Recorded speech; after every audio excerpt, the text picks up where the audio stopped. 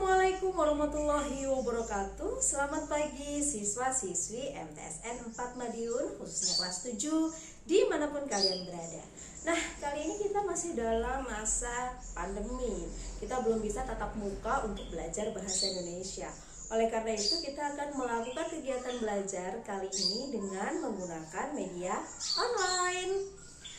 Tentunya kalian tidak boleh patah semangat, tidak boleh surut semangatnya, harus tetap on ya, meskipun kita belajar dari jarak yang jauh. Bu Anggi akan mengajak kalian semua belajar bahasa Indonesia selama 1 semester ke depan. Namun, sebelum kita masuk pada pelajaran bahasa Indonesia dan materi-materi bahasa Indonesia, Ibu akan memberitahu dulu kepada kalian apa sebenarnya manfaat mempelajari bahasa Indonesia. Di sebagian kalangan masyarakat atau sebagian orang banyak yang berpendapat bahwa bahasa Indonesia itu sangat mudah. But no, bahasa Indonesia itu adalah bahasa pemersatu bangsa ya, bahasa yang wajib dimiliki oleh setiap umat. Umat maksudnya umat itu seluruh warga masyarakat Indonesia. Nah, kenapa sangat penting? Sebelumnya Ibu akan kasih tahu kalian dulu nih. Jadi manusia itu di dalam otaknya dibagi menjadi 3 ya, susunan kebahasaan yang bisa digunakan secara langsung dan maksimal. Misalnya seperti ini. Satu orang ketika dilahirkan dia belum memiliki bahasa sama sekali. Tapi ketika dia sudah mendengarkan satu ucap saja dari anggota keluarganya, maka secara tidak langsung otak manusia ini sudah menerima bahasa pertama yang disebut dengan bahasa ibu.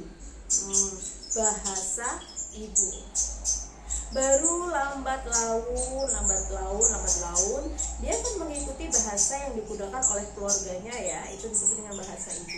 Meskipun dia dilahirkan tidak memiliki ibu, misalnya setelah dilahirkan terus ibunya meninggal, dia hidup bersama ayah, nenek, dan kakeknya, bahasa pertama kali yang dia gunakan tetap dinamakan sebagai bahasa ibu. Jadi bahasa yang dia serap pertama kali itu disebut dengan bahasa ibu. Baru pada tahap selanjutnya, anak akan mengikuti pola pendidikan yang disarankan oleh negaranya. Pola pendidikan yang disarankan oleh negaranya. Misalnya kita ambil negara Indonesia. Jadi ketika ada belajar wajib selama 9 tahun 12 tahun itu, nah siswa akan diajarkan bahasa kedua, disebut dengan bahasa nasional. Nah, bahasa nasional kita selaku warga negara Indonesia disebut dengan bahasa Indonesia. Bahasa Indonesia ini sangat wajib ya, bukan hanya wajib, mutlak harus dimiliki oleh seluruh masyarakat Indonesia. Kenapa demikian? Karena bahasa Indonesia adalah bahasa pemersatu bangsa. Kalian tahu sendiri kan bahwa Indonesia itu terdiri dari pulau-pulau, dari berbagai macam suku, bahasa, dan agama, bahkan budaya itu berbeda-beda. Ada satu yang bisa menyatukan seluruh aneka ragam ini, yaitu adalah bahasa Indonesia. Ketika kalian bertemu atau keluar dari daerah kalian dibesarkan, bertemu dengan berbagai jenis atau berbagai macam masyarakat dari berbagai daerah, maka ada satu hal yang bisa menyatukan kalian, bahwa kalian adalah masyarakat Indonesia, yaitu dengan menggunakan bahasa Indonesia. Misalnya, orang Jawa Timur bertemu dengan orang Sunda. Jawa Timur bertemu dengan orang Sunda, terus bahasanya nggak sama. Kalau di antara dua orang ini tidak ada yang bisa bahasa Indonesia, sudah tidak bisa berkomunikasi ya. Jadi setiap warga Indonesia wajib memiliki bahasa kedua, yaitu bahasa nasional. Bahasa nasional kita adalah bahasa Indonesia. Bisa dipahami ya? Nah, jika bahasa Indonesia sudah dimiliki, kemampuan bahasa Indonesia sudah bagus, maka bisa lanjut ke bahasa asing. Bahasa asing itu banyak sekali, bahasa Korea, bahasa Jepang, bahasa Inggris, bahasa Arab, dan bahasa-bahasa yang lainnya.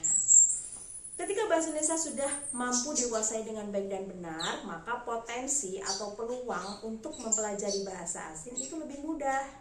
Nah, tapi kalau dari bahasa ibu langsung ke bahasa asing tanpa mempelajari bahasa nasional, maka kemungkinan besar si pemilik bahasa harus memiliki usaha yang sangat kuat untuk bisa bahasa asing. Oleh karena itu, bahasa Indonesia sangat penting ya dalam kehidupan kita agar kita menjadi masyarakat yang global. Bisa dipahami? Nah, kalau kalian sudah tahu manfaat mempelajari bahasa Indonesia, maka pada pertemuan selanjutnya Ibu akan memberi materi terkait dengan kebahasa Indonesiaan. Bahasa Indonesia tentunya tidak sekedar berbicara ya. Bahasa Indonesia itu ada 4 dasarnya. Ada bahasa berbicara, ada mendengar, ada menulis, dan ada membaca. 4. Jadi kegiatan berbahasa Indonesia untuk kegiatan yang menerima itu ada 2, mendengar dan membaca. Indra penglihatan dan indra pendengaran. Untuk yang produktif ya, kita menciptakan itu juga ada 2, yaitu berbicara dan menulis. Jadi kita memproduksi tulisan dan memproduksi ucapan. Kita menerima bacaan dan menerima suara. Bisa dipahami ya?